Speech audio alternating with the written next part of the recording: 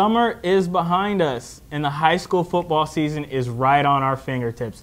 I'm Zuri Berry for Boston.com, and you're watching The Huddle, our high school football show that gives you the highlights of the top games each and every single week, including the previews of what's to come. And speaking of previews, with me today is Boston Globe High School sports editor Bob Holmes, and he's going to talk about our previews that are coming out Thursday, September 8th, in addition to the top 10 teams to watch. And Bob, looking at our list of teams to watch, it may sound a little redundant to folks, but keep in mind that we've had some turnover. 21 of the 31 divisions in Eastern Mass have either moved up or moved down in class. So it's obviously going to have a little bit of shakeup there. Absolutely, and this is a great time of year. Everybody from the Cape to our friends in Dorchester here, everybody's undefeated and looking forward to the playoffs and Super Bowls. You mentioned the changes. There's a Division 5 this year. There's 3 more Eastern Mass Super Bowls, bringing the total to 9. And this year, the Western and Central Mass Division 1 champions actually get to go to Foxborough and play at Gillette. So, Bob, let's take a look at some of the teams that we're talking about and that we end up talking about every single year. Everett, Brockton, Xaverian, Gloucester, and the first school that I want to talk to you about is a school from the City of Champions, and that's the Brockton Boxers. We had an opportunity to speak to Coach Pete Colombo, and he gave us a primer of what to expect this year. Take a look.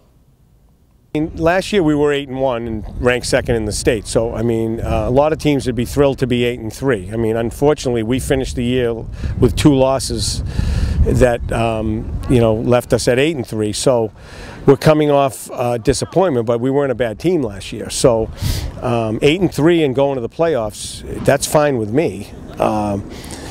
Naturally, we'd like to run the table, but I mean, realistically, with the competition we're going to be playing, we're returning some offensive people, but defensively we're going to be young, and so it's a marathon. So we don't get up, with any one victory, and we will not be, hang our heads if we happen to drop a game early. All right. Brockton was loaded last year, but for the first time since 2001. Didn't make the playoffs. They haven't won a Super Bowl since 2005. It'll be interesting to follow the Boxers to see in that division if they can get back to the Super Bowl and win. Well, I guess speaking of Brockton, I mean, that's a powerhouse school right there. Let's also talk about Everett and the return of this father-son combo with the DiBiasos we have. Yeah, I'll make one prediction, and that is that Everett will not defend his Division I title at Gillette Stadium, which is safe because Everett is in Division 1A this year, one of those changes we talked about, and will not be playing in Gillette as part of that. But aside from that, the DiBiasos have everything to be happy about. Oh, well, they're still disappointed, I'm sure, about absolutely. being in Division I. Let's talk about Gloucester and this 26-game winning streak they got going on. It's a phenomenal thing. And on top of that, we have Xaverian also to look at, who had a disappointing finish last year after being ranked #1 by the Globe for practically the whole year. Yeah, you almost want to jump ahead with the Catholic Conference and Xaverian right to Thanksgiving, because that Thanksgiving Day, when CM plays BC High and Xaverian plays St. John's Prep, is going to decide that league again. That league is probably the most competitive in the state. And as for Gloucester, I'm sad to say I think that win streak is going to come to an end. A new coach, 26-game win streak is nice, but they open with Lynn English, Andover, and Weymouth, 3 very, very strong schools, and I think somebody's going to get them. All right, now let's take a look at the rest of the list so people get an understanding of what we're looking at and what we're finding interesting for this upcoming year. That goes beyond the traditional powerhouses, if you might say. We've got Lexington, Billerica, Beverly, Boston English, East Bridgewater, and Lawrence Academy. Now, off the top of my head, I'm eyeballing Lexington because they got a new coach there in George Peterson. He replaces Bill Ty, who was the oldest coach in America at age 86. He was at the school for 35 years. I caught up with George Peterson and talked to him a little bit. Take a look at what he had to say about replacing the legend, Bill Ty. I mean, Bill's first of all, it's humbling to follow in the footsteps of a guy like Bill Ty, who has done this so long, so successfully, and been so good with kids in the area. I've met with people who have played with him in the past, or played for him in the past, who have said he's an unbelievable coach and has done unbelievable things to help them become better young men. he's given me all sorts of advice, whether it be on kids, players, how they approach the game and all that stuff. But I'm not going to set the goal of trying to fill his shoes. If I do, again, I think I'd be a fool. I mean, he had 62 years of experience, 36 years here. He knew what to expect every single day from these kids because he had a rapport with them.